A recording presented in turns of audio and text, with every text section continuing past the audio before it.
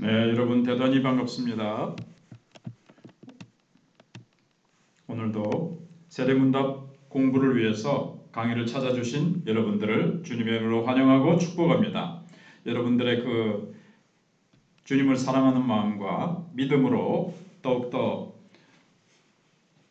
하나님의 명령에 순종하고 또 하나님을 더 알아가려고 하는 여러분들의 마음을 하나님이 귀히 여기실 줄 믿습니다. 오늘은 제11장 꼭 암송하고 믿고 지켜야 할 내용을 공부할 건데요. 11장이 조금 길기 때문에 두 부분으로 나눴습니다. 그래서 11-1강, 그 다음에 11-2강 이렇게 되어 있습니다. 오늘 먼저 116번부터 공부해 나가도록 하겠습니다. 116번, 예수님이 가르쳐 주신 기도는 무엇입니까? 네, 주기도문입니다. 줄여서 주기도문이죠. 주님 가르쳐 주신 기도입니다. 하늘에 계신 우리 아버지여, 이름이 거룩히 여김을 받으시오며 나라가 임하시오며 뜻이 하늘에서 이루어진 것 같이 땅에서도 이루어지이다. 오늘 우리에게 일용할 양식을 주시옵고 우리가 우리에게 죄 지은 자를 사하여 준 것 같이 우리 죄를 사하여 주시옵고 우리를 시험에 들게 하지 마시옵고 다만 악에서 구하시옵소서. 나라와 권세와 영광이 아버지께 영원히 있사옵나이다. 아멘. 마태복음 6장 9절로 13절에 있습니다. 예수님이 가르쳐 주신 기도는 우리가 무엇을 위하여서 기도하며 또 이 세상에서 어떻게 믿음 생활을 할 것인지를 알려줍니다. 그것은 예수님께서 직접 가르쳐 주신 가장 간단하면서도 중요한 기도를 외우라고 가르쳐 주신 것이 아닙니다. 예수님의 이 기도를 본으로 삼아서 기도하라는 뜻입니다. 신앙이 어릴 때는 하나님께 기도하면서 자꾸 무엇을 해달라는 내용의 기도를 많이 하게 됩니다. 일종의 청구서와 같은 기도인 것입니다. 그러나 우리는 예수님이 가르쳐 주신 기도처럼 기도를 배워야 합니다. 첫 번째, 하늘에 계신 우리 아버지여. 하나님을 우리 아버지라고 부를 수 있는 것은 놀라운 특권입니다. 하늘의 아버지는 육신의 아버지와는 다릅니다. 육신의 아버지는 이기적일 수도 있고 때로는 잔인할 수도 있지만 하늘에 계신 아버지는 한없이 자비로우시며 사랑이 넘치는 하나님이십니다. 여기서 하늘이라고 하는 것은 장소의 개념도 있지만 하나님의 영광과 광대하심을 나타냅니다. 두 번째는 이름이 거룩히 여김을 받으시오며 입니다.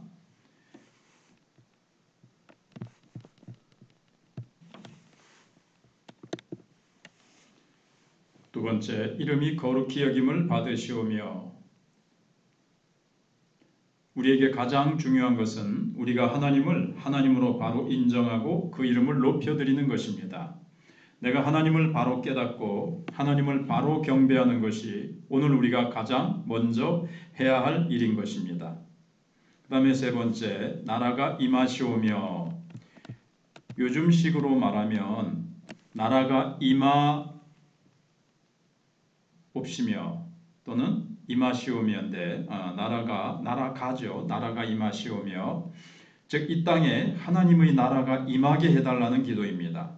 물론 언젠가는 완전한 하나님의 나라가 임하게 될 것입니다. 그러나 그 전에도 죄와 불의의 통치가 물러나고 하나님의 말씀의 통치가 임해야 합니다. 그래서 하나님의 나라가 임한다는 말은 하나님의 말씀이 능력 있게 선포되고 믿는 자들이 많아지며 불의가 청산되는 것으로 생각할 수 있습니다. 네 번째, 오늘 우리에게 일용할 양식을 주시옵고. 왜 예수님께서 일용할 양식을 위해서 기도하라고 하셨는지 의아해 할 것입니다. 그러나 일용할 양식은 단지 한 끼 식사만 의미하는 것이 아닙니다. 우리가 오늘을 살 수 있게 해주시는 하나님의 은혜와 능력을 의미하는 것입니다. 그래서 우리 힘으로 이 세상을 사는 사람들이 아니라 하나님의 능력으로 사는 사람들인 것입니다. 순간순간 모든 것을 날마다 하나님을 의지하며 하나님이 공급해 주시는 분이심을 의지하고 살라는 거죠. 우리는 내 힘으로 세상에서 내 능력과 내 방법으로 살아가는 자들이 아니라는 겁니다. 5번 우리가 우리에게 죄 지은 자를 사하여 준 것 같이 우리의 죄를 사하여 주시옵고 했습니다. 우리는 하나님의 자녀들이지만 매일 죄를 짓습니다. 우리는 하나님께서 우리가 생각이나 말로나 행동으로 지은 모든 죄를 사하여 주시도록 기도해야 합니다. 그러면서 같이 기도해야 하는 것은 나에게 죄를 지은 사람의 죄도 내가 용서해 주는 것입니다. 그 이유는 우리가 이 세상 사람들에게 줄 수 있는 최고의 선물이 용서이기 때문입니다. 우리가 하나님 앞에서 죄 용서를 받았다면 다른 사람의 죄도 용서해 주는 것이 마땅하기 때문입니다. 6번째, 우리를 시험에 들게 하지 마시옵고 다만 악에서 구하시옵소서. 우리가 사는 이 세상은 완전한 낙원이나 천국이 아닙니다. 오히려 우리는 수많은 악과 시험이 있는 이 세상을 날마다 살아가야 합니다. 주님께 이런 악이나 시험으로부터 지켜달라고 기도해야 합니다. 보통 악과 시험에 대하여 악이 외부적인 공격이나 도전이라면 시험은 우리 마음에서 일어나는, 우리의 속에서 일어나는 분노나 의심 같은 것을 의미한다고 생각하면 좋을 것 같습니다. 그 다음에 마지막 7번입니다. 나라와 권세와 영광이 아버지께 영원히 싸움나이다. 아멘. 모든 나라와 권세와 영광이 하나님이 주신 것이며 결국 모두 다 하나님의 것이기 때문에 하나님께 영광을 돌리는 것이 우리가 사는 목표입니다. 자, 그 다음에 이제 사도신경으로 넘어가겠습니다. 117번 사도들의 신앙을 요약한 것이 무엇입니까? 네, 우리가 주일날이나 예배 드릴 때마다 우리가 사도신경을 고백하지요. 그것입니다. 전능하사 천지를 만드신 하나님 아버지를 내가 믿사오며 그 외아들 우리 주 예수 그리스도를 믿사오니 이는 성령으로 잉태하사 동정녀 마리아에게 나시고 본디오 빌라도에게 고난을 받으사 십자가에 못 박혀 죽으시고 장사한 지 사흘 만에 죽은 자 가운데서 다시 살아나시며 하늘에 오르사 전능하신 하나님 우편에 앉아 계시다가 저리로서 산자와 죽은 자를 심판하러 오시리라. 성령을 믿사오며 거룩한 공예와 성도가 서로 교통하는 것과 죄를 사하여 주시는 것과 몸이 다시 사는 것과 영원히 사는 것을 믿사옵나이다. 아멘.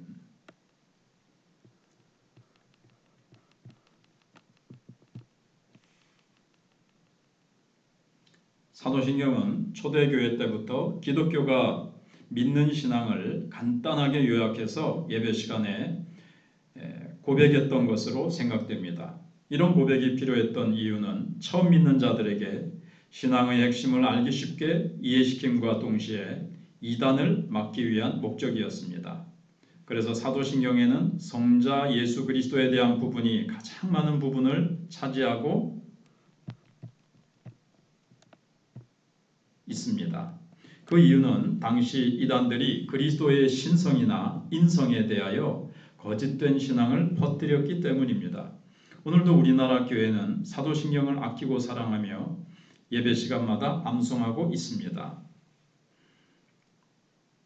1번 전능하사 천지를 만드신 하나님 아버지를 내가 믿사오며 하나님은 온 세상 만물과 나를 만드신 분이십니다. 처음에 기독교가 우리나라에 전파되었을 때 사람들은 기독교가 서양 귀신을 믿는 종교라고 하면서 믿지 않으려고 했습니다. 그때 서양 선교사들은 우리는 서양 귀신을 전하는 것이 아니라 온 천지를 창조하시고 당신을 만드신 하나님을 전하는 것입니다. 라고 전도했습니다. 그때부터 우리나라 사람들이 천지를 만드신 하나님에게 관심을 가지면서 예수님을 믿게 되었다고 합니다. 하나님이 아닌 다른 신들은 사람들이 상상해낸 가공의 우상들입니다. 두 번째, 그 외아들 우리 주 예수 그리스도를 믿사오니 기독교 신앙의 핵심이 하나님의 독생자 예수 그리스도를 믿는 것입니다. 누구든지 하나님의 아들을 믿지 않으면 절대로 하나님을 바로 믿을 수 없습니다. 예수 그리스도를 통해서만 하나님을 알 수 있지 다른 그 어떤 것을 통해서 하나님께 나아갈 수 없고 하나님을 만날 수 없습니다.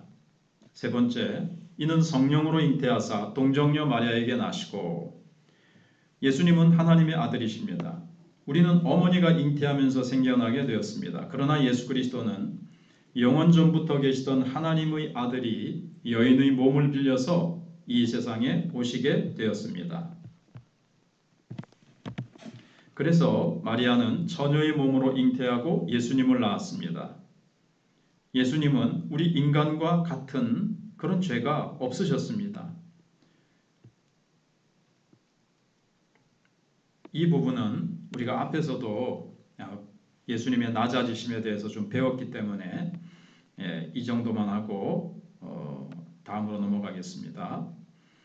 본디오 빌라도에게 고난을 받으사. 본디오 빌라도는 예수님께 사형을 언도했던 로마 총독의 이름입니다.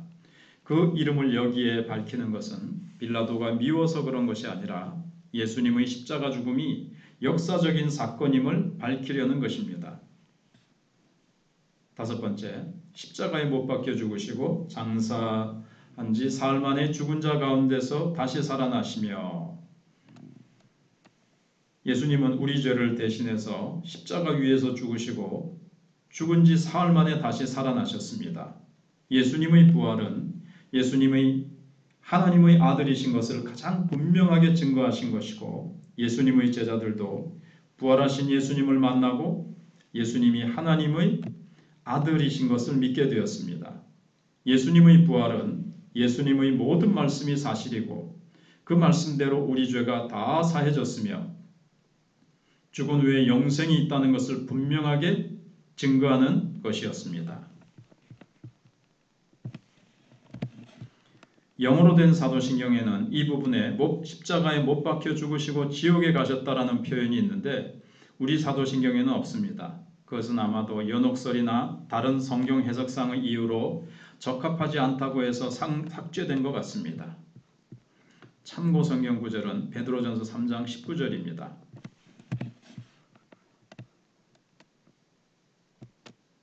6번 하늘에 오르사 전능하신 하나님 우편에 앉아 계시다가. 예수님은 죽음에서 부활하심으로 두 가지 지위를 얻으셨습니다. 첫째는 교회의 머리가 되십니다. 둘째는 온 세상의 심판장이 되십니다. 옛날에 왕의 우편에 앉는다는 것은 왕의 섭정 또는 왕의 대리인이 된다는 의미가 있었습니다. 예수님은 하나님의 보좌 우편에서 우리의 죄를 사하시는 대제사장의 일을 행하시며 우리를 위하여 기도하시고 교회에 성령을 부으셔서 죄와 사탄의 세력을 이기게 하십니다.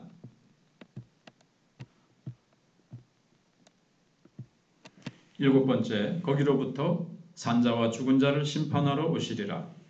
예수님은 다시 오셔서 산자와 죽은 자 모두를 심판하실 것입니다. 예수님이 다시 재림하실 때 인류의 모든 역사는 끝나게 되고 죽은 자들도 다시 살아나게 될 것입니다. 8번 성령을 믿사오며. 우리는 성령이 삼위 하나님이신 것을 믿는 자 가운데 오셔서 삼위 하나님이신 것과 믿는 자 가운데 오셔서 구원과 성화를 도우시는 것을 믿습니다. 사실 인간에게 가장 필요한 분은 성령이신데 성령의 존재 자체를 모르는 세상 사람들도 많지요. 그 다음에 이제 9번입니다. 거룩한 공예와 성도가 서로 교통하는 것과. 거룩한 공예는 눈에 보이지 않는 모든 교회를 말합니다. 우리가 교회를 믿는다는 것은 교회를 신앙의 대상으로 믿는다는 뜻이 아닙니다. 때로는 교회도 시험에 들 수 있고 실수를 할 수도 있습니다. 그럼에도 불구하고 하나님께서 교회를 통하여 진리를 선포하시고 택하신 자들을 구원하신다는 것을 믿는 것입니다. 마지막 10번 죄를 사하여 주시는 것과 몸이 다시 사는 것과 영원히 사는 것을 믿사옵나이다. 이 가끔가다 이렇게 오자가 있어서 수정하면서 하는 것을 이해해 주십시오.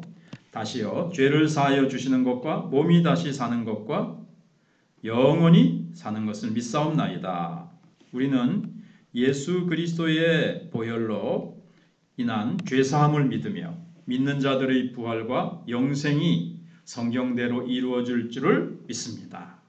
네, 오늘도 지금까지 11-1강을 공부하시느라고 대단히 수고 많으셨습니다. 하나님의 은혜가 함께 하실 줄 믿습니다. 평안하세요. 다음 11-2강에서 또 여러분들을 만나도록 하겠습니다.